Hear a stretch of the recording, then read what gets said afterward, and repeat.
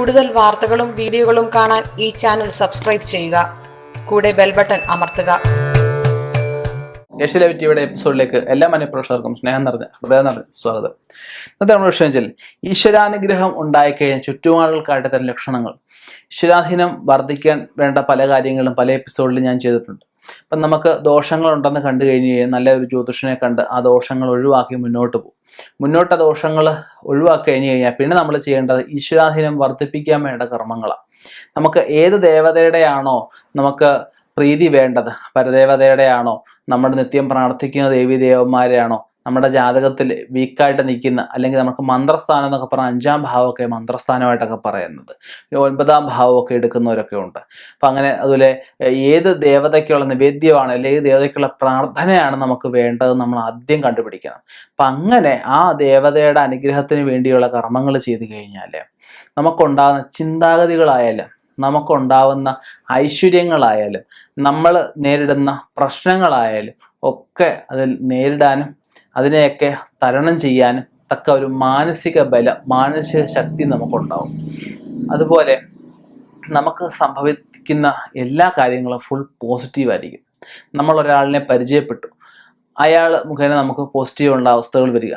നമ്മൾ ഈ വഴിപാടുകൾ ചെയ്ത് നമ്മൾ പ്രാർത്ഥനകൾ ചെയ്ത് കഴിഞ്ഞാൽ വിവാഹം നടക്കാതിരുന്നവർക്ക് നല്ല വിവാഹം നടക്കുക, കുട്ടികൾ ഉണ്ടാവാതിരുന്നവർക്ക് കുട്ടികൾ ഉണ്ടാകുന്ന അവസ്ഥ വരിക, സന്താനങ്ങൾ ഒരു മദ്യപിച്ചാൽ ദുസ്വഭാവങ്ങളുമായിട്ട് സന്താന ഗുണമില്ലാതിരുന്നവർക്ക് സന്താനങ്ങളെ കൊണ്ട് ഗുണമുണ്ടാകുന്ന അവസ്ഥകൾ വരിക, കിട്ടാക്കടങ്ങൾ തിരിച്ചു കിട്ടുന്ന അവസ്ഥകൾ വരിക, കിട്ടത്തില്ല എന്ന് ഉറപ്പിച്ച കടം കൊടുത്ത പൈസ തിരിച്ചു കിട്ടുന്ന അവസ്ഥകൾ വരിക, അപ്രതീക്ഷിതമായിട്ട് ചിട്ടി ഭാഗ്യം വരിക, ലോട്ടറി ഭാഗ്യം വരിക, ധനങ്ങൾ കളഞ്ഞു കിട്ടാനുള്ള അവസ്ഥ, അതുപോലെ പൂർവികമായിട്ടുള്ള സ്വത്തുക്കൾ കിട്ടത്തില്ല എന്ന് കരുതി ഞാൻ കേസിന് പോകണം അല്ലെങ്കിൽ കുറച്ചാൾ അലഞ്ഞെങ്കിലേ കിട്ടത്തുള്ളൂ എന്ന് കരുതിയ സ്വത്തുക്കൾ നമുക്ക് തിരിച്ചു കിട്ടുന്ന അവസ്ഥ വരിക.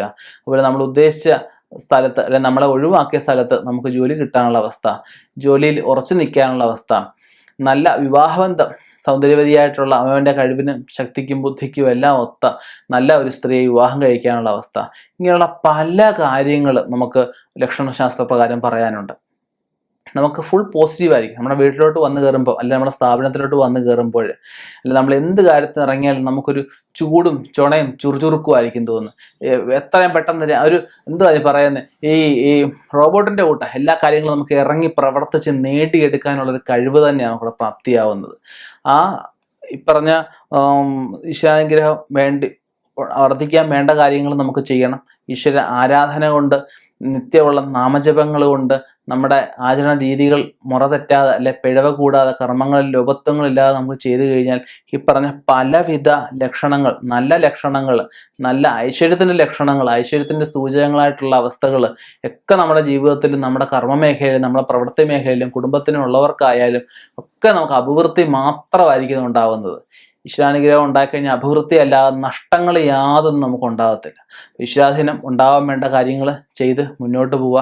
നിങ്ങൾക്ക് ഈശ്വരാധീനം ഉണ്ടാവാനുള്ള കാര്യങ്ങൾ അറിയില്ല എന്നൊരിക്കലും നല്ല ഒരു ആചാര്യനെ കണ്ട് അത് ചോദിച്ച് മനസ്സിലാക്കി അത് ചെയ്ത് മുന്നോട്ട് പോവുക.